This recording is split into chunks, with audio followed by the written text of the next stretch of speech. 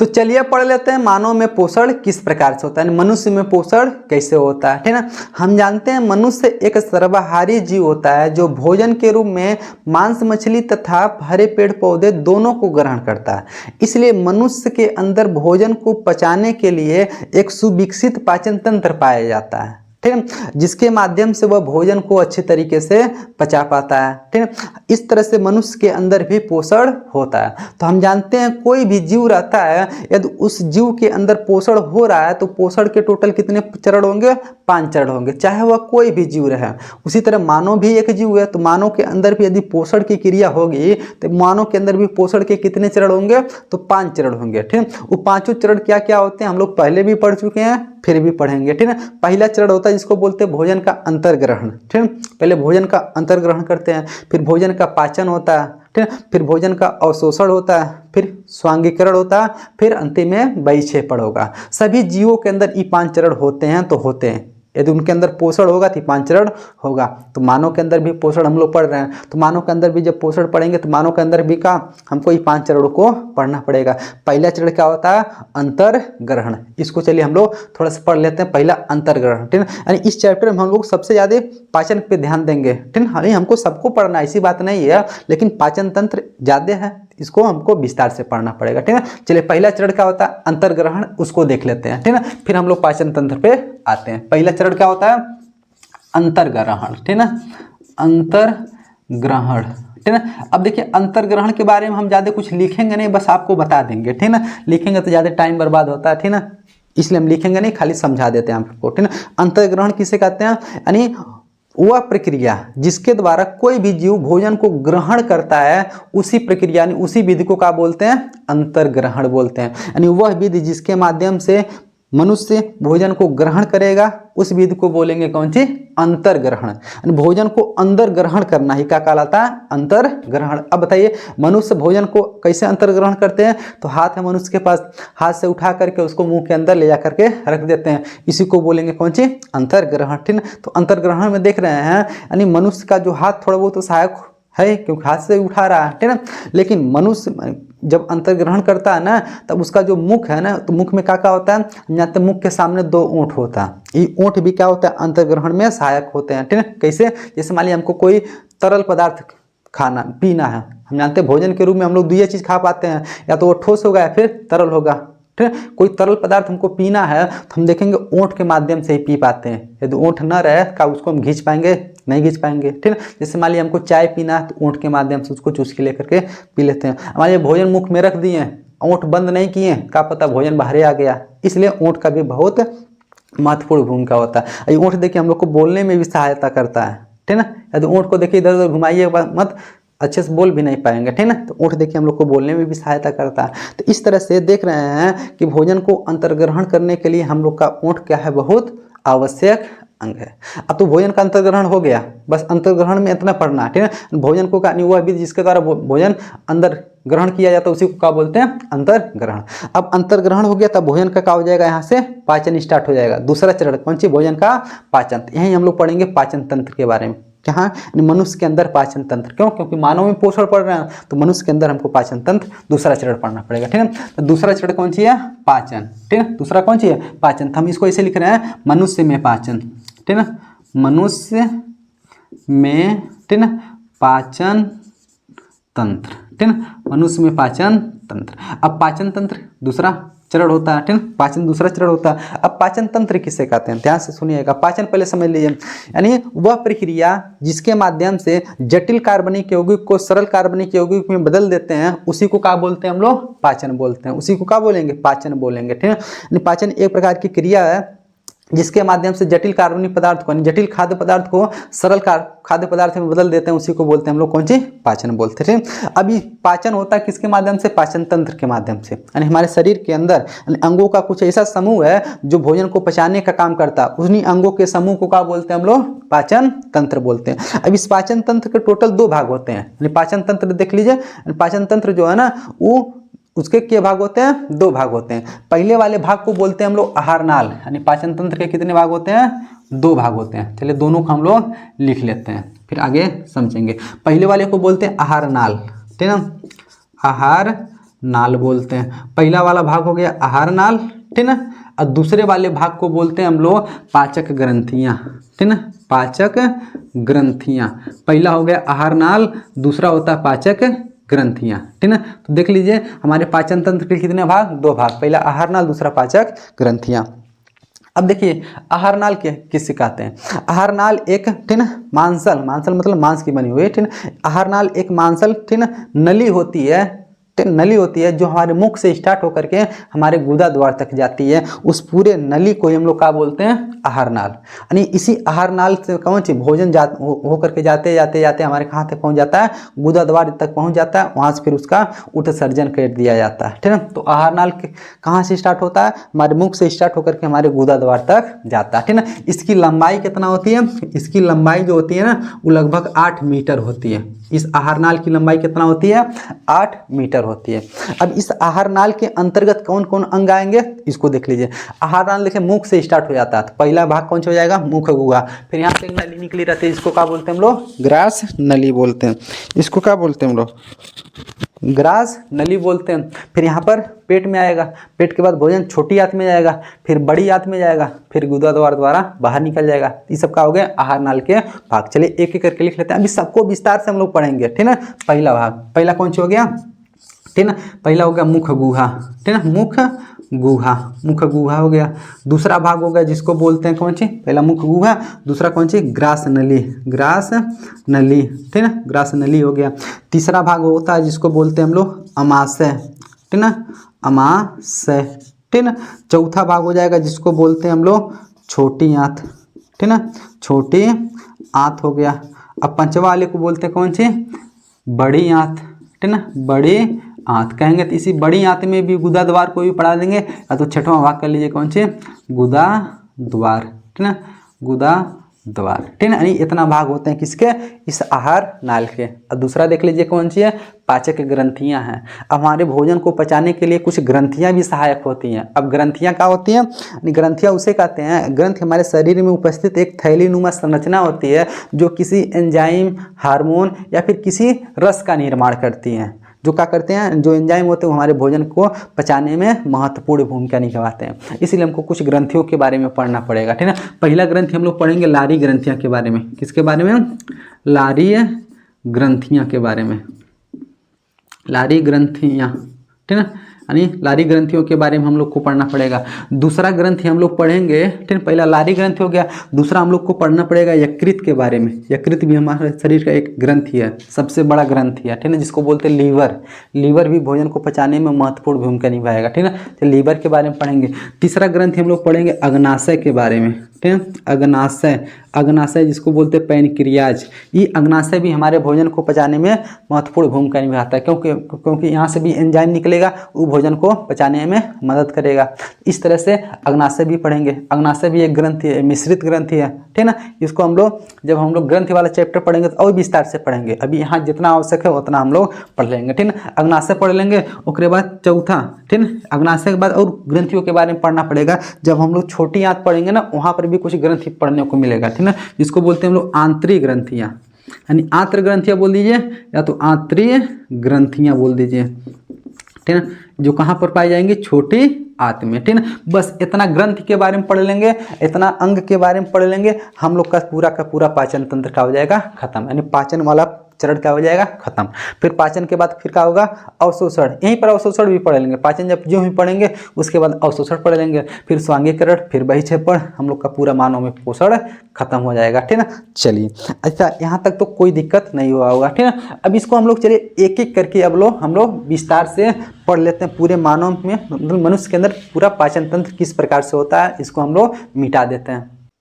तो चलिए अब मानव पाचन तंत्र के बारे में हम लोग पढ़ लेते हैं। यानी मानव पाचन तंत्र कैसे काम करता है, यानी मनुष्य के अंदर भोजन किस प्रकार से पचता है, भोजन कहाँ किस प्रकार से कैसे कैसे पचता है, इसको हम लोग समझ लेते हैं, ठीक है। यानी मानव पाचन तंत्र के अंतर्गत सबसे पहले हम लोग पढ़ेंगे मुख के बारे में। यानी भोजन को हम लोग कहाँ ग्रहण करते हैं, मुख में। तो भोजन का पाचन कहाँ से स्टार्ट हो जाता है, तो मुख में स्टार्ट हो जाता है, ठीक है। पहले मुख पढ़ेंगे, फिर ग्रास नली पढ़ेंगे, फिर अमाशय पढ़ेंगे, फिर छोटी आंत, फिर बड़ी आंत, फिर यानी इसमें सहायक ग्रंथियों के बारे में भी हम लोग साथ ही साथ में पढ़ते हुए चलेंगे कि कौन कौन सी ग्रंथियां पाचन में सहायक है, इसको भी हम लोग पढ़ लेंगे। ठीक है, तो सबसे पहला हम लोग देख लीजिए किस अंग के बारे में पढ़ेंगे, तो मुख के बारे में पढ़ेंगे। ठीक है, चाहे मुख बोल लीजिए या फिर मुख गुहा में पाचन। ठीक है, तो देख लीजिए मानव पाचन तंत्र का पहला अंग, ठीक है, जिसको बोलते हैं कौन सी, मुख गुहा। ठीक है, तो मुख गुहा में पाचन। ठीक है, मुख गुहा में पाचन, में पाचन। ठीक है, अब बताइए मुख गुहा में पाचन किस प्रकार से होता है। ठीक है, इसको हम लोग समझ लेते हैं। अब बताइए मुख है, हमारे मुख में देखिए क्या क्या पाया जाता है। हमारे मुख में देखिए जीभ है, दांत है, और हमारे मुख में लार का निर्माण भी होता है, जिसको बोलते हैं लार बोलते हैं। ठीक है, ये लार कहाँ से निर्माण होगा, तो लारी ग्रंथियों के माध्यम से होगा। ठीक है, तो हम यहीं मुख में ही हम लोग को पढ़ना पड़ेगा कौन सी, लारी ग्रंथियों के बारे में। ठीक है, अच्छा सबसे पहले एक एक करके हम लोग पढ़ लेते हैं। सबसे पहले हम लोग पढ़ लेते हैं, मान लीजिए हमारे मुख में जीभ है, तो जीभ के बारे में पढ़ लेते हैं, जीभ का कार्य क्या होता है। फिर दांत है, दांत के बारे में पढ़ लेते हैं। फिर कौन सी है, लार बन रहा है, तो लार कहाँ से बन रहा है, लारी ग्रंथियों से बन रहा है, उसके बारे में हम लोग पढ़ लेते हैं। ठीक है, चलिए पहले सबसे पहले हम लोग किसके बारे में पढ़ लेंगे, ठीक है, इसमें जीभ के बारे में पढ़ लेंगे। किसके बारे में, जीभ के बारे में हम लोग पढ़ लेते हैं। ठीक है, देखिए जीभ क्या होता है, जीभ हमारे, ठीक है, मुख में एक मांसल संरचना होती है, ये मांसपेशियों से बनी हुई एक क्या है, एक मोटी संरचना होती है। ठीक है, इस जीभ का काम इतना होता है कि ये भोजन, जब हम लोग भोजन ग्रहण करते हैं ना, तो उस भोजन को देखिए लार को भोजन में मिक्स करने का काम कौन करता है, जीभ। ठीक है, तो जीभ का काम होता है भोजन को लार में मिक्स करता है, पहला काम होता है। दूसरा काम देख लीजिए, इस जीभ के अंदर मतलब जीभ के ऊपर छोटी छोटी बहुत सारी स्वाद कलिकाएं होती हैं। इन स्वाद कलिकाओं का काम यह होता है, ये भोजन के स्वाद को पहचानने का काम करती हैं। इसका क्या काम हो गया, दो काम हो गया। पहला काम क्या हो गया, ये भोजन को लार में मिक्स करती हैं, पहला काम। दूसरा काम ये हो गया कि या इसके ऊपर जो स्वाद कलिकाएं होती हैं वो स्वाद को पहचानने का काम करती हैं, दो काम हो गया। ये बोलने में भी सहायक होती है, ठीक है, लेकिन बोलने का पाचन तंत्र से कोई रिलेशन नहीं है, इसलिए उतना इस पर चर्चा नहीं करेंगे। ठीक है, तो पहला काम क्या हो गया, ये भोजन को, ठीक है, भोजन प्लस किसको, लार को, ठीक है, लार को क्या करती हैं, मिलाती हैं, कौन, तो जीभ। ठीक है, मिलाती है, पहला काम हो गया। ठीक है, जीभ का पहला काम। दूसरा काम इसका ये हो गया, ठीक है, दूसरा काम ये होता है, इस स्वाद को बताती है, कौन सी बताती है, स्वाद बताती है। ठीक है, स्वाद बताती है कौन, तो जीभ। अब स्वाद किसे बताएगी, जैसे मान लीजिए हम कह दिए जीभ की संरचना है, ये कौन सी जीभ की संरचना है, तो जीभ का जो सामने वाला भाग है ना, जो जीभ का सामने वाला भाग है, ये मीठा को बताता है, यानी कोनो भी भोजन मीठा है कि कैसा है, ये कहाँ से पता चल जाएगा, सामने वाले भाग से। तो सामने वाला भाग देख लीजिए मीठा बता दिया। ठीक है, अब यही जो बगल वाला इस हिस्सा है, जो बगल वाला हिस्सा है ना, इन, ठीक है, ये बताता है, ठीक है, खट्टे को, किसको बताएगा, खट्टा बताएगा। ठीक है ना, खट्टा बताएगा।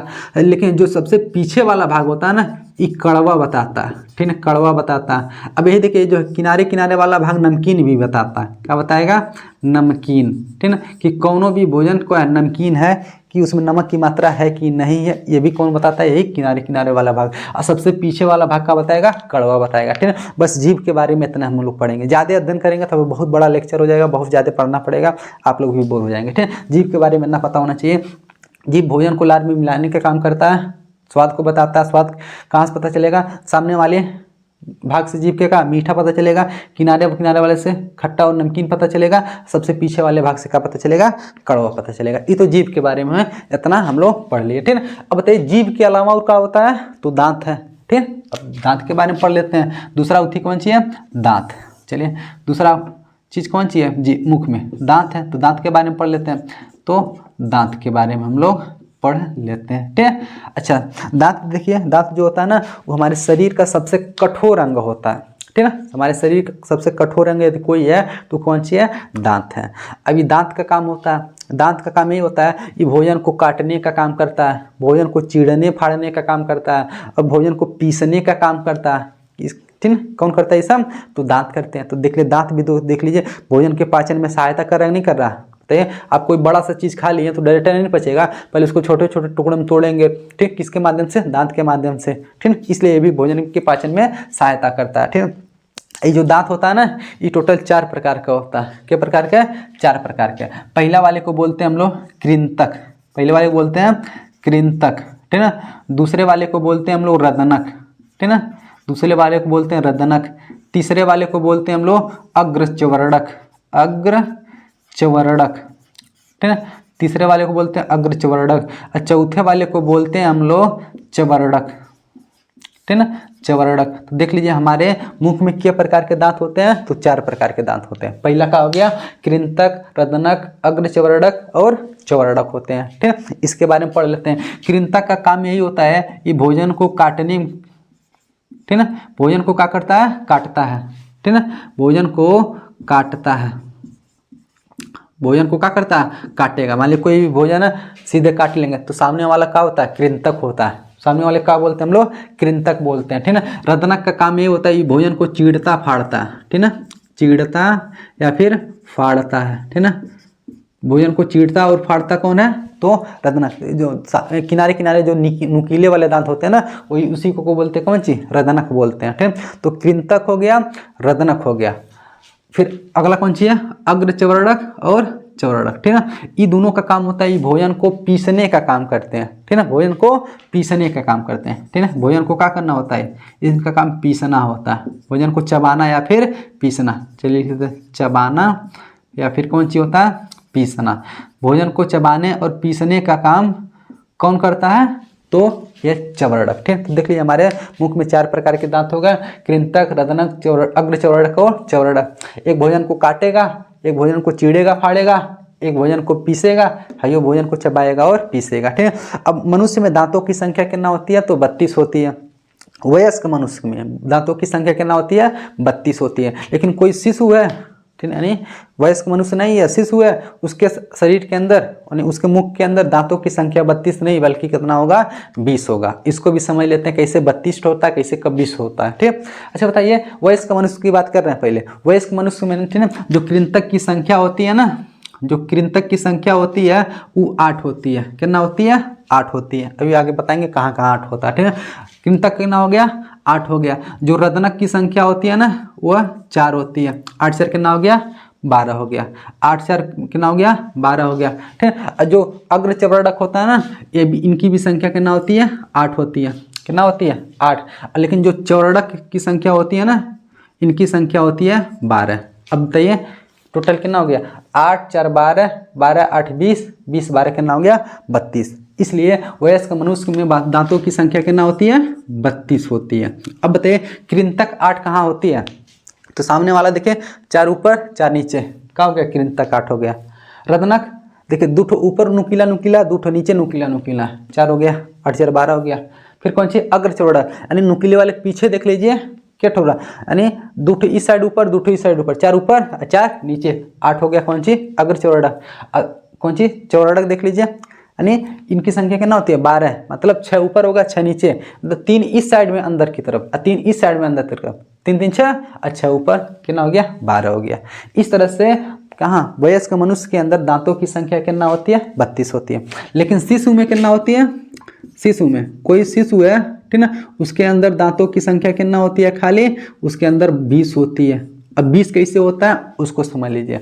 उसके अंदर देख लीजिए कृंतक तो रहबा करेगा, 8 कृंतक रहेगा, 8 कृंतक रहता है और रत्नक कितना रहता है, 4। 8 4 कितना हो गया, 12। लेकिन उसके अंदर अग्रचवर्णक नहीं रहता है, अग्रचवर्णक नहीं रहता, या ठो इससे कम हो गया। और जो है चवर्णक होता है ना उनके अंदर 12 नहीं बल्कि 8 होता है। अब गिनिए क्या हो गया, 8 4 12 और 8 ही बचा, 12 8 कितना हो गया, 20 हो गया। तो शिशु में देख लीजिए हाई 8 हाई 4 तो रहबा करेगा। एकदम शिशु मतलब छोटा बच्चा नहीं समझ बोल रहे हैं, ठीक है। अरे 8 10 12 साल के बच्चे की बात कर रहे हैं, ठीक है ना, 9 10 साल के बच्चे की बात कर रहे हैं। 8 4 12 हाई तो ना नहीं रहे, हाई तो नहीं रहेगा, हाई क्या रहेगा, 8 8 रहेगा, क्या रहेगा 8। इस तरह से शिशु में बच्चों में इनकी संख्या कितना हो जाएगी, तो 20, ठीक। मतलब जो कहते मान लीजिए 5 6 साल के जो हैं, 3 4 5 साल के जो हैं, ठीक है, उनके अंदर दांतों की संख्या कितना होती है, 20 होती है। चलिए इस प्रकार से शिशु में दांतों की संख्या 20 होती है। अब दांतों की कुछ विशेषता होती है। ये जो दांत होते हैं ना ये द्विबारदंती होते हैं। किस प्रकार किससे होते हैं, द्विबारदंती होते हैं। मतलब यानी एक मनुष्य के लाइफ में दांत के बार आते हैं, 2 बार आते हैं, इसीलिए इसको बोला जाता है कैसे, द्विबारदंती है, ठीक ना। कैसे होते हैं, द्विबारदंती होते हैं। अब इस दांत के टोटल 3 भाग होते हैं। कोई भी दांत है, दांत के क्या भाग होते हैं, 3 भाग। जैसे मान लीजिए कोई एक ठो यहाँ पर दांत बना रहे हैं, चलिए मतलब एक बड़ा सा दांत बना दिए, ठीक ना। ये दांत देखे होंगे, ठीक ना, मसूड़े से नीचे भी गया होता है, ठीक, मसूड़े से ऊपर भी गया होता है, ठीक ना। तो ऊपर वाले भाग को बोलते हैं हम लोग शिखर, ठीक ना, ऊपर वाले भाग को बोलते हैं शिखर, ठीक ना। बीच वाले भाग को बोलते हैं हम लोग ग्रीवा, ठीक ना, ग्रीवा बोलते हैं। नीचे वाले भाग को बोलते हैं कौन सी, जड़ बोलते हैं। क्या बोलते हैं, जड़ बोलते हैं। तो देख लीजिए, ऊपर शिखर है, बीच में ग्रीवा है, नीचे कौन सी है, जड़ है, ठीक है। अब बताइए, ये जो सबसे ऊपर वाला भाग है ना, ये एक परत से ढका होता है, जिसको बोलते हैं इनेमल, ठीक ना, एक परत से ढका होता है जिसको बोलते हैं हम लोग इनेमल। इनेमल हमारे शरीर का सबसे कठोर पदार्थ है, हमारे शरीर का सबसे कठोर पदार्थ है, इसलिए हमारा दांत भी क्या होता है, सबसे कठोर होता है। ये किससे ढका होता है, इनेमल। बाहरी भाग को क्या बोलते हैं हम लोग, इनेमल बोलते हैं, ठीक ना। चलिए इसके बारे में नाम मत पढ़िए तो ही अच्छा रहेगा, बस इतना आपको पता होना चाहिए, ठीक ना। ये किसके बारे में हम लोग पढ़ लिए, दांत के बारे में। अब दांत के बाद हम लोग पढ़ेंगे किसके बारे में, तो लारी ग्रंथियों के बारे में। क्यों, क्योंकि हमारे मुख में देखिए लार बन रहा है ना, तो वहाँ बना कौन रहा है, तो लारी ग्रंथियाँ बना रही हैं, ठीक। तो हमारे मुख में 3 जोड़ी लारी ग्रंथियाँ पाई जाती हैं। कितने जोड़ी, 3 जोड़ी, ठीक ना। इसको हम लोग एक एक करके पढ़ लेते हैं, ठीक है। चलिए, पहला जीभ हो गया, दूसरा दांत हो गया, और तीसरा कौन सी हो गया, दूसरा दांत हो गया, तीसरा कौन सी, लारी ग्रंथियाँ, लारी ग्रंथियाँ, ठीक, लारी ग्रंथियाँ। अब लारी ग्रंथियों में क्या ग्रंथि आएगा, 3 ग्रंथि आएगा, ठीक ना। तीनों को एक एक करके पढ़ लेते हैं। पहला लारी ग्रंथि है जिसको हम लोग बोलते हैं पैरोटिड, ठीक ना। एक पैरोटिड होता है, एक सबलिंगुअल होता है, एक सब मैंडिब्यूलर होता है। ये तो अंग्रेजी वाला नाम हो गया। हिंदी में क्या बोलते हैं, एक ठोरे को बोलते हैं अधोजिह्वा ग्रंथि बोलते हैं, एक ठोरे को बोलते हैं अधोहन ग्रंथि बोलते हैं, ठीक है। एक अधोजिह्वा हो गया, एक अधोहन हो गया, ठीक है। अंग्रेजी वाला याद रखिए सबसे अच्छा, थोड़ा सा सटीक है, मिलता जुलता है, इसलिए याद कर लीजिए, ठीक ना। एक होता है जिसको बोलते हैं हम लोग पैरोटिड, ठीक ना, पैरोटिड। हिंदी थोड़ा सा अजीब नाम है, पैरोटिड हो गया। दूसरा होता है जिसको बोलते हैं, दूसरा वाले बोलते हैं सब लिंगुअल, ठीक ना, सब लिंगुअल, ठीक ना। तीसरे वाले को बोलते हैं हम लोग सब मैंडिब्यूलर, ठीक ना, सब मैंडिब्यूलर, ठीक ना। मैंडिबल मतलब जबड़ा होता है ना, तो जबड़े के पास ही पाया जाएगा, इसलिए इसको बोलते हैं सब मैंडिब्यूलर। अब इसको एक एक करके समझते हैं। जो पैरोटिड होती है ना, ये हमारे कान के पास पाई जाती है। देख लीजिए, कान के नीचे की साइड में पाई जाती है कौन सी, पैरोटिड। इनकी भी संख्या कितना होती है, 2 होती है, मतलब एक जोड़ी। बताइए, एक जोड़ी मतलब 2 होता है ना, एक ठो यार तो एक ठो यार, ठीक है। इसलिए लारी ग्रंथियों की संख्या क्या होती है, 3 जोड़ी। एक जोड़ी है, एक जोड़ी है, एक जोड़ी है, तो क्या जोड़ी हो गया, 3 जोड़ी। संख्या में कितना हो गया, 6 हो गया। तो हमारे मुख में लारी ग्रंथियों की संख्या कितना पाई जाती है, 3 जोड़ी।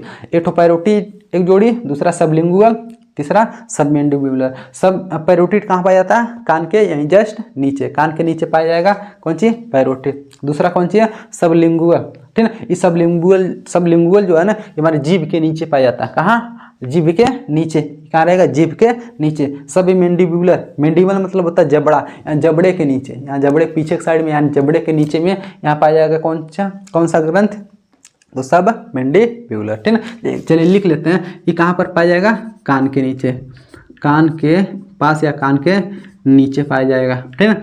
है कहाँ पाया जाएगा, जीभ के नीचे, जीभ के नीचे पाया जाएगा, ठीक है। है कहाँ पाया जाएगा, जबड़े के नीचे, जबड़े के नीचे पाया जाएगा, ठीक है। तो इस तरह से देख लीजिए, तीनों का तीनों ग्रंथ हम लोग पढ़ लिए। अभी तीनों ग्रंथ है, तो यहाँ से कौन न कौन एंजाइम निकलेगा, यानी तीनों ग्रंथ मिल करके लार का निर्माण करेंगे। किसका निर्माण करेंगे, लार का। चलिए यहाँ हम पढ़ लेते हैं ऊपर, ठीक है। अब यहाँ से जो लार का निर्माण करते हैं ना, कौन करेगा, लारी ग्रंथियाँ। इस लार में, ठीक ना, 2 एंजाइम पाया जाएगा मुख्य रूप से।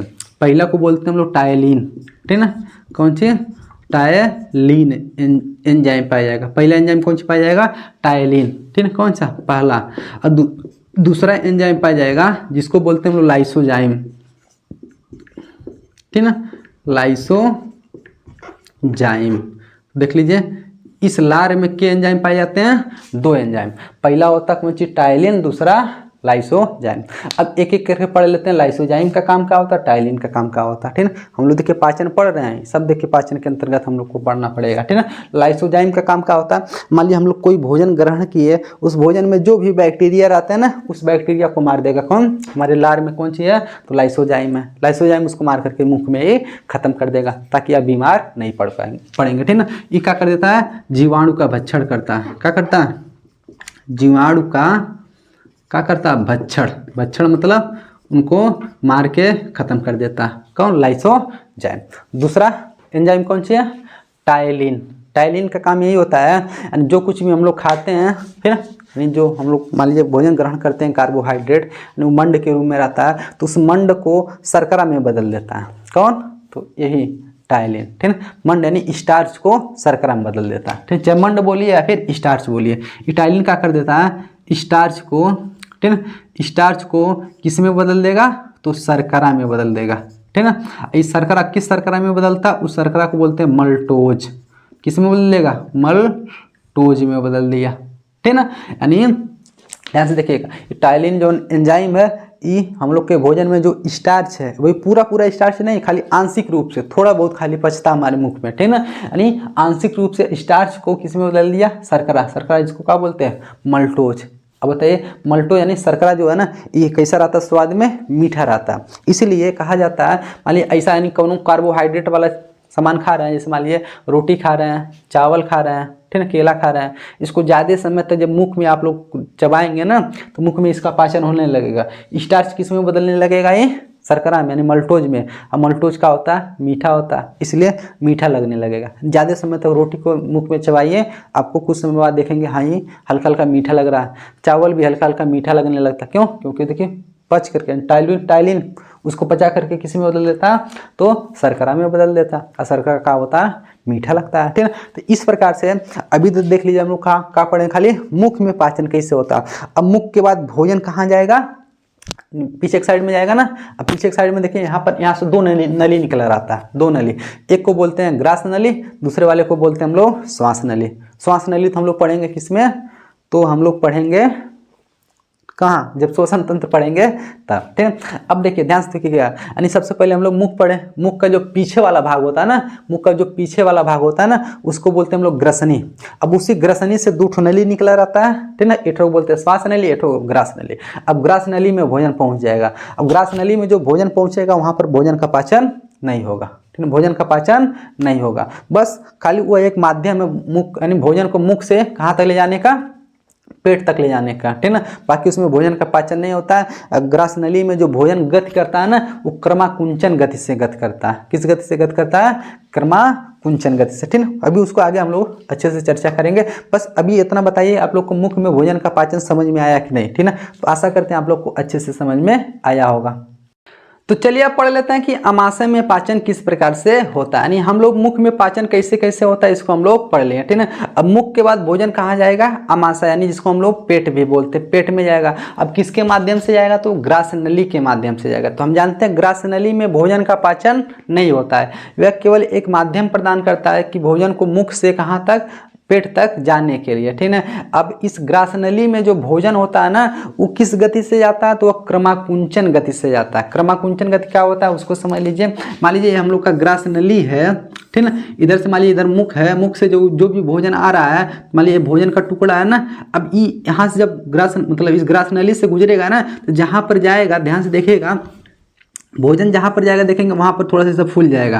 भोजन क्या हो जाएगा, जहाँ पर भोजन रहेगा वहाँ ग्रास नली थोड़ा सा फूल जाएगा। फिर जो ये आगे बढ़ेगा, फिर पीछे वाला जो नली है वो अपने नॉर्मल रूप में आता हुआ चला जाएगा, यानी भोजन आगे बढ़ते हुआ चला जाएगा, भोजन आगे बढ़ता हुआ चला जाएगा। इसी गति को क्या बोलते हैं हम लोग, ठीक है, इसी गति को बोलते हैं क्रमाकुंचन गति, ठीक है। तो देख लीजिए, अब भोजन देख लीजिए कहाँ पहुँच गया, पेट में। पेट को क्या बोलते हैं हम लोग, अमाशय, ठीक है। तीसरा भाग कौन सा हो गया, अमाशय, ठीक है। तीसरा कौन सी पढ़ने जा रहे हैं हम लोग, अमाशय के बारे में, ठीक है ना, अमाशय, ठीक है ना। इस अमाशय का जो आकार होता है ना, ये जे आकार का होता है। किस आकार का होता है, जे आकार का होता है। ये हमारे बाएं साइड में स्थित रहता है। अमाशय की जो संरचना होती है वह जे आकार की होती है, ये हमारे बाएं साइड में स्थित होता है। अभी जो अमाशय का टोटल 3 भाग होता है। अमाशय के कितने भाग होते हैं, तो अमाशय के 3 भाग होते हैं। एक को बोलते हैं हम लोग कार्डियक, ठीक है ना, कार्डियक बोलते हैं, दूसरे वाले को बोलते हैं हम लोग, ठीक ना, फंडिक या तो पुंडिक भी के लोग बोल देते हैं, फुंडिक, ठीक है, देखिए फंडिक हम लोग बोल देते हैं, फंडिक, ठीक ना। और तीसरे वाले को बोलते हैं हम लोग पाइलोरिक, पाइलोरिक, ठीक ना, पाइलोरिक। तो देख लीजिए हाई जो कार्डियक है ना, क्रॉस नली यहाँ से गया है ना, क्रॉस नली से जो लगा हुआ भाग है उसको बोलते हैं कार्डियक, उससे नीचे वाले बीच वाले को बोलते हैं कौन सी, फंडिक, और सबसे नीचे वाले भाग को क्या बोलते हैं हम लोग, पाइलोरिक। जैसे मान लीजिए, ठीक ना, हम कहते हैं इधर है ग्रास नली है, इधर से कौन चाहिए, ये अमाशय है, ठीक ना, तो इधर वाले है ऊपर वाले भाग को क्या बोलेंगे, कार्डियक है, जो बीच वाला भाग है फंडिक, इधर वाला है जो अंतिम वाला भाग है कौन चाहिए, पाइलोरिक है, ठीक है। अब यहीं से छोटी आंत का हो जाएगा, स्टार्ट हो जाएगा, ठीक है। तो छोटी आंत देखिए और पाइलोरिक सटे हुए रहता है। अब इसको समझिए, इसका काम क्या होता है एक एक करके, ठीक है ना।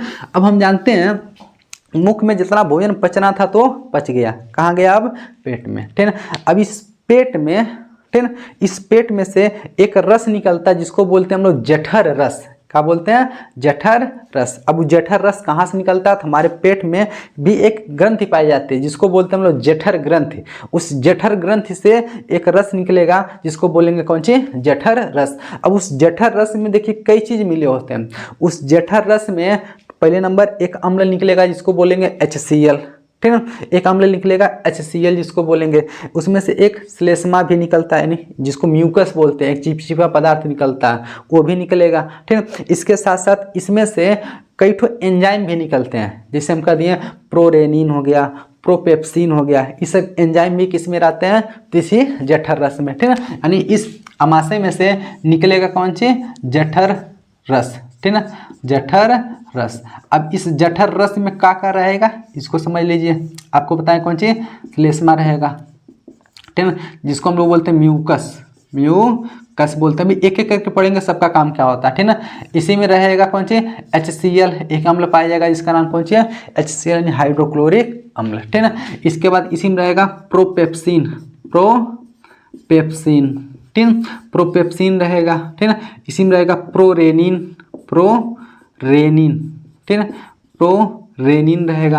और बहुत सारे इसमें लवण भी पाए जाते हैं, ठीक है ना। बस हम लोग मेन चीज की बात कर रहे हैं। अब बताइए ये जो जठर रस निकला है ये कहाँ से निकलता है, हमारे पेट में यानी अमाशय में जठर ग्रंथियां पाई जाती हैं, उसी जठर ग्रंथि में से ये निकलता है, ठीक है। अभी जठर ग्रंथियों में भी देखेंगे आगे 3 प्रकार की कोशिकाएं होती हैं। एक होती है श्लेष्मा कोशिका होती है, ठीक है ना, मतलब उतना विस्तार से मत जाइए, बस इतना समझिए हमारे पेट में, ठीक है ना, एक रस निकलता है, एक जठर रस निकलता है। उस जठर रस में कौन कौन चीज मिला रहता है, श्लेष्मा रहेगा जिसको म्यूकस बोलेंगे, HCl रहेगा, प्रोपेप्सिन रहेगा, प्रोरेनिन रहेगा। अब इसका काम क्या होता है, ध्यान से देखिए ये भोजन को कैसे पचाते हैं, ठीक है। HCl का काम पहले नंबर यह रहेगा, जो मुख से भोजन गया है पेट में, उसमें कोई बैक्टीरिया बचा हुआ है मुंह में तो जाकर के पेट में उसको मार देगा। पहला काम HCl का पहला काम होगा, ये बैक्टीरिया को मारने का काम करता है। दूसरा देखिए, मान लीजिए भोजन का कोई ज़्यादा बड़ा टुकड़ा खा लिए हैं तो पेट में जाएगा तो भोजन को छोटे छोटे टुकड़ों में उसको तोड़ेगा, भोजन को छोटे छोटे टुकड़ों में तोड़ने का भी काम कौन करता है, HCl। इसका सबसे मेन काम है कि जो दोनों एंजाइम दिख रहे हैं प्रोपेप्सिन और प्रोरेनिन ना, ये इनएक्टिव रहते हैं, निष्क्रिय रहते हैं। इसको सक्रिय बनाने का काम कौन करता है, तो HCl। यानी HCl जो ही निकलेगा, ठीक है ना, इन दोनों के ऊपर जाएगा, पड़ेगा, इन दोनों को क्या कर देगा, सक्रिय कर देगा। सक्रिय कर देगा तो ये दोनों अपने काम में लग जाएंगे, यानी काम करना स्टार्ट कर देंगे, भोजन का पाचन करना स्टार्ट कर देंगे। अब भोजन का पाचन कैसे कैसे करते हैं, जो प्रोपेप्सिन है ना, ये प्रोटीन का पाचन करेगा। यानी भोजन में हम लोग भोजन के रूप में कुछ प्रोटीन खाए होंगे ना, तो उस प्रोटीन का पाचन कौन करता है, प्रोपेप्सिन, ठीक है ना। यानी यही लिख लेते हैं, चलिए यहीं पर बगल में लिख लेते हैं प्रोपेप्सिन, ठीक है। प्रोपेप्सिन किसका पाचन करेगा ये, ठीक है। पहले देख लीजिए क्या होता है, यानी अब से देख लीजिए, यानी HCl जो है ना वो प्रोपेप्सिन को क्या कर देगा, एक्टिव कर देगा। एक्टिव जब करेगा, जब इसको एक्टिव मतलब सक्रिय करेगा ना, ये प्रोपेप्सिन बदल जाएगा पेप्सिन में, किसमें, पेप्सिन में। यानी ध्यान से समझिएगा, यानी पहले प्रोपेप्सिन था तो वह निष्क्रिय था, जब HCl इस पे आया ये बदल गया पेप्सिन में, ये क्या हो गया, सक्रिय हो गया। अब पेप्सिन क्या कर देता है, ये प्रोटीन को, किसको, प्रोटीन को ये बदल देगा किसको, पेप्टोन में, किसमें, पेप्टोन या फिर पेप्टाइड में, पेप्टोन में बदलता है, ठीक है। अब उसी तरह ये HCl प्रोरेनिन को बदल देता है, किसमें, रेनिन में बदल देता है, किसमें बदल देता है, रेनिन। ये रेनिन का काम यही होता है, हम जानते हैं हम लोग जो दूध खाते हैं, ठीक है, उस दूध में एक प्रोटीन पाया जाता है जिसको बोलते हैं हम लोग केसीन प्रोटीन, ठीक है। कौन सी बोलते हैं, केसीन प्रोटीन, ठीक है, केसीन प्रोटीन। इस केसीन को ये रेनिन बदल देता है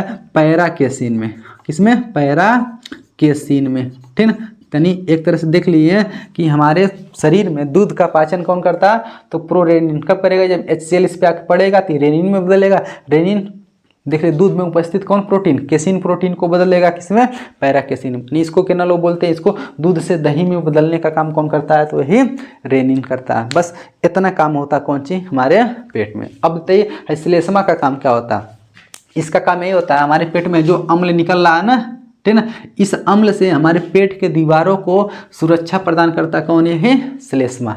यदि श्लेष्मा नहीं, म्यूकस न रहे ना हमारे पेट की दीवारों के चारों तरफ, ठीक, तो हमारे पेट क्या हो जाएगा, जल जाएगा, किससे, इस अम्ल से। ये बहुत खतरनाक अम्ल होता है जिसको बोलते हैं HCl हाइड्रोक्लोरिक अम्ल, ठीक है ना।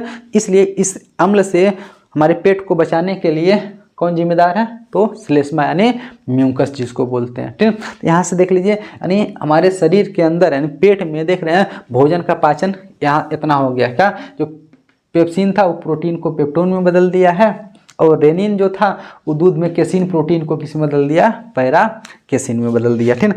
अब देखिए अब यहाँ से भोजन निकलेगा तो और आगे बढ़ेगा, और आगे बढ़ेगा मतलब अमाशय के बाद कहाँ जाएगा, छोटी आंत में। जो ही छोटी आंत में जाएगा भोजन, ठीक है, उससे पहले देख लीजिए अब इस पर 2 ग्रंथियाँ और अपना अपना रस ला करके छोड़ेंगी। एक होता है जिसको बोलते हैं यकृत, एक हो कौन सी, अग्नाशय।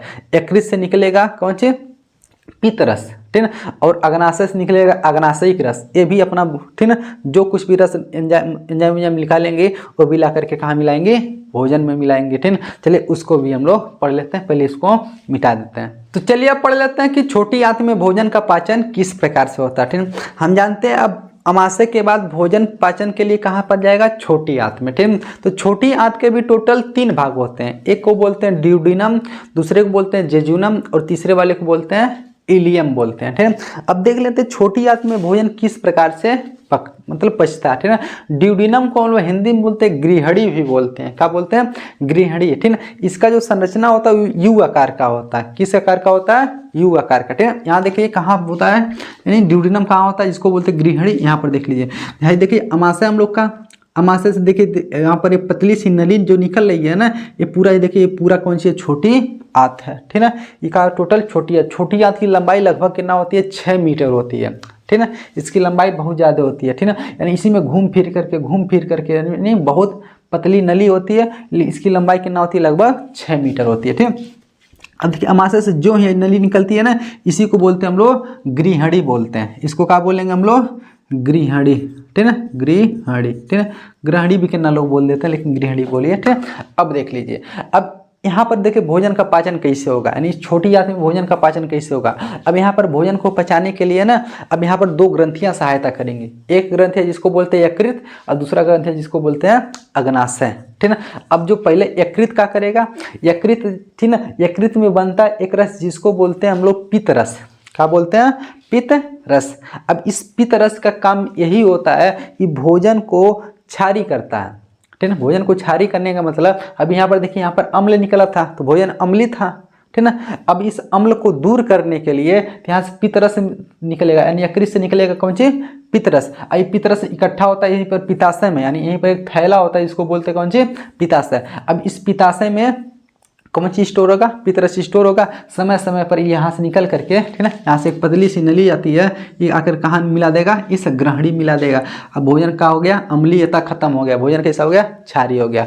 इसका 2 काम होता है, इस यानी पित्तरस का पहला काम यही होता है कि भोजन को क्या कर देता है, क्षारी बनाने काम करता है, यानी भोजन में से अम्ल को दूर करता है, ठीक है। भोजन को क्या कर देता है, अम्ल से दूर करेगा, भोजन में से अम्ल को दूर करेगा। दूसरा काम यही होता है, अब भोजन में जो कुछ भी वसा होता है ना, वसा के भी पाचन में सहायता करता है, कौन सी, पित्तरस। बस इसका काम इतना होता है। अब देख लीजिए, अब यहाँ तो भोजन आ गया। अब इसी भोजन में यहाँ से एक ग्रंथि और है जिसको बोलते हैं हम लोग अग्नाशय, ठीक ना। अब इस अग्नाशय भी अपना रस निकाल करके इसी मिला देगा, जिसको बोलते हैं अग्नाशयिक रस। अब अग्नाशय से कौन सी निकलेगा, अग्नाशयिक रस। ठीक, सब कहाँ पर मिला है, छोटी आंत के किस भाग में, गृहणी में। ठीक है, कहाँ पर मिला है, गृहणी में। कौन कौन मिला है, इसी में आकर के यकृत भी मिला। ठीक, यकृत से कौन रस, पित्त रस, यकृत से पित्त रस, ये भी इसी में जाके मिला। और दूसरा कौन चीज, अग्नाशय। ठीक ना, अग्नाशय, अग्नाशय से कौन सा रस निकलेगा, तो अग्नाशयिक रस। ठीक, अग्नाशयिक रस, अग्नाशयिक रस भी कहाँ जाकर के मिलेगा, तो इसी ग्रहणी में जाकर के मिलेगा। अब इस अग्नाशयिक रस में देख लीजिएगा टोटल 3 एंजाइम होते हैं। क्या एंजाइम होते हैं, 3 एंजाइम होते हैं। यानी अग्नाशयिक रस में 3 एंजाइम होते हैं। एक को बोलते हैं हम लोग ट्रिप्सिन, एक को क्या बोलेंगे, ट्रिप्सिन। ठीक है, ट्रिप्सिन। ठीक है, दूसरे वाले को बोलते हैं स्टीएप्सिन।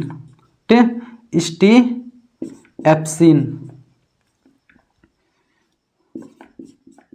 ठीक है, एक हो गया कौन सी, ट्रिप्सिन, एक का हो गया स्टीएप्सिन, एक और को बोलते हैं हम लोग एमाइलेज।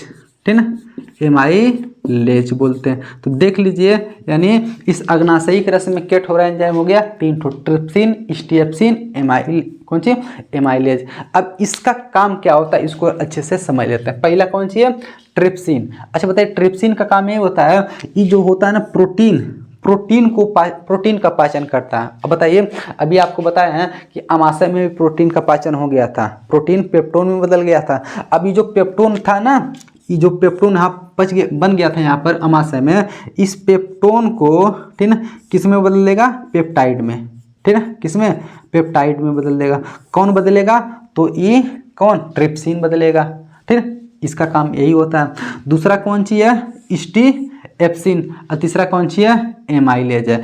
स्टीएप्सिन का काम यही होता है कि वसा का पाचन करता है, वसा का पाचन करेगा। ठीक है, वसा का पाचन कैसे करेगा, वसा को बदल देता है ये। ठीक है, यहाँ पे लिख लेते हैं, वसा को किस में बदलेगा, ये वसा को वसी अम्ल में, किस में, वसी अम्ल प्लस ग्लिसरॉल में बदल लेता है। ठीक है, ग्लिसरॉल में बदल देगा।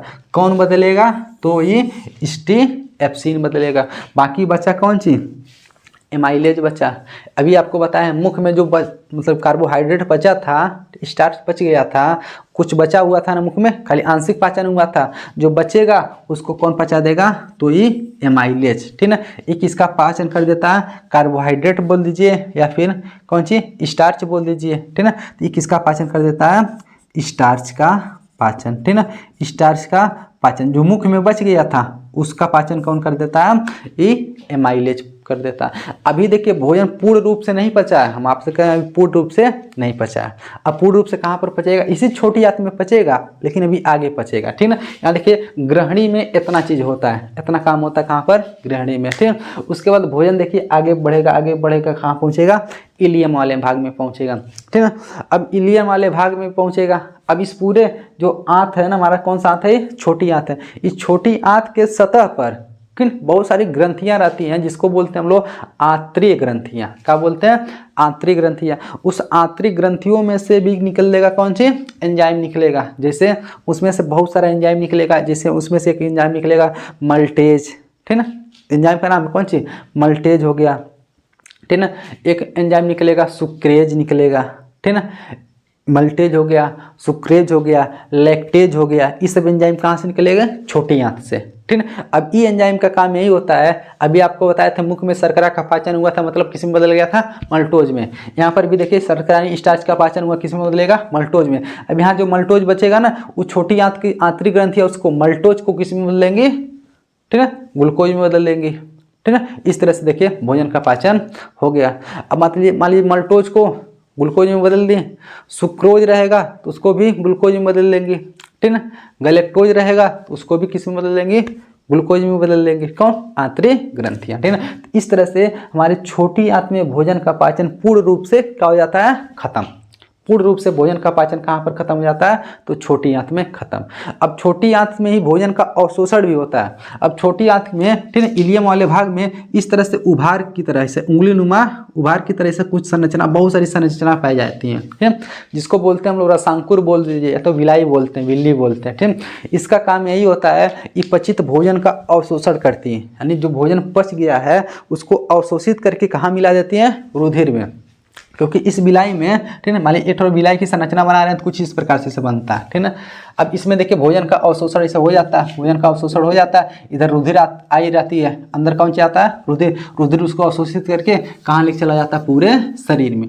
पूरे शरीर में ले आकर के कोशिकाओं को दे देता है। अब कोशिकाएं उससे क्या कर लेती हैं, ऊर्जा बना लेती हैं, ठीक है, ऊर्जा बना लेंगे। इस तरह से हमारे शरीर को ऊर्जा मिलने लगता है, ठीक है। देखिए छोटी आंत में भोजन का पाचन खत्म, भोजन का क्या हो गया, अवशोषण भी हो गया।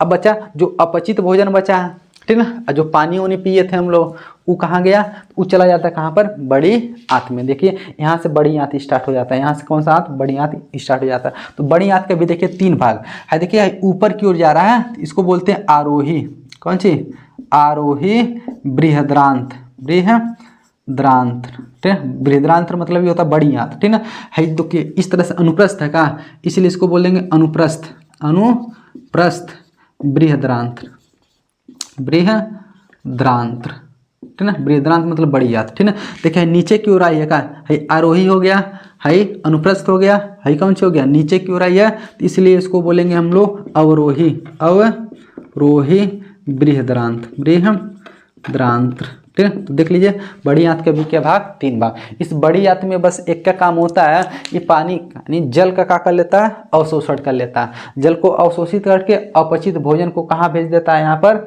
मलाशय तक। यहाँ पर कौन सी रहता है, मलाशय। अब मलाशय से यहाँ देखिए गुदा द्वार होता है, गुदा द्वार द्वारा अपचित भोजन को क्या कर दिया जाता है, बाहर निकाल दिया जाता है, ठीक है। इसमें एक चीज़ और देख लीजिए, जहाँ बड़ी आंत और छोटी आंत जहाँ मिलती है ना, यहाँ पर एक नली होती है जिसको बोलते हैं सीकम, ठीक है। इसी सीकम पर एक थोड़ा छोटा से इस तरह से अंग पाया जाता है, ठीक है। इस अंग को बोलते हैं हम लोग, ठीक है, इसको बोलते हैं परिशेषिका, ठीक है, परिशेषिका बोल लीजिए, या फिर इसका दूसरा नाम होता है, इसको बोलते हैं हम लोग, बता रहे हैं इसको क्या बोलते हैं, चलिए अभी दिमाग में आ गया तो बता देंगे। उसे हिंदी में बोलते हैं कौन सी, परिशेषिका। इसका कोई काम नहीं होता हमारे शरीर में, ठीक है ना। ये पहले हम लोग के शरीर में काम आता था, जब आदमी कौन सी पेड़ पौधों को तोड़ कर खाता था, तब इस भोजन को पचाता था। लेकिन अब इंसान देखिए मतलब पेड़ पौधों को खाना बंद कर दिया, इसलिए इसका क्या हो गया, आकार छोटा हो गया, धीरे धीरे हमारे शरीर से क्या हो जाएगा, गायब हो जाएगा, ठीक है। इसी को बोलते हैं अपेंडिक्स बोलते हैं, ठीक है ना। अपेंडिक्स कहाँ रहता है हमारी, यहीं जहाँ छोटी आंत खत्म होती है और बड़ी आंत स्टार्ट होती है, यहीं पर रहता है अपेंडिक्स होता है, अपेंडिक्स, ठीक है। इसका हमारे शरीर में कोई काम नहीं होता, इसलिए इसको बोलते हैं कौन सी, परिशेषिका इसका नाम होता है, ठीक है। इस तरह से देखिए भोजन का अवशोषण, भोजन का अवशोषण तो छोटी आंत में हुआ, लेकिन पानी का अवशोषण कहाँ पर होगा, तो बड़ी आंत में होगा, ठीक है ना। अब उसके बाद मलाशय में यहाँ पर जा करके, ठीक है ना, भोजन का हो गया, अपचित भोजन इकट्ठा हो जाता है, फिर यहाँ गुदा द्वारा इसको बाहर समय समय पर निकाल दिया जाता है। इस क्रिया को क्या बोलते हैं हम लोग, उत्सर्जन बोलते हैं, ठीक है। इस तरह से देख लेते हैं, यानी मानव के अंदर पाचन तंत्र क्या हो गया, खत्म, यानी मनुष्य में पोषण क्या हो गया, खत्म हो गया।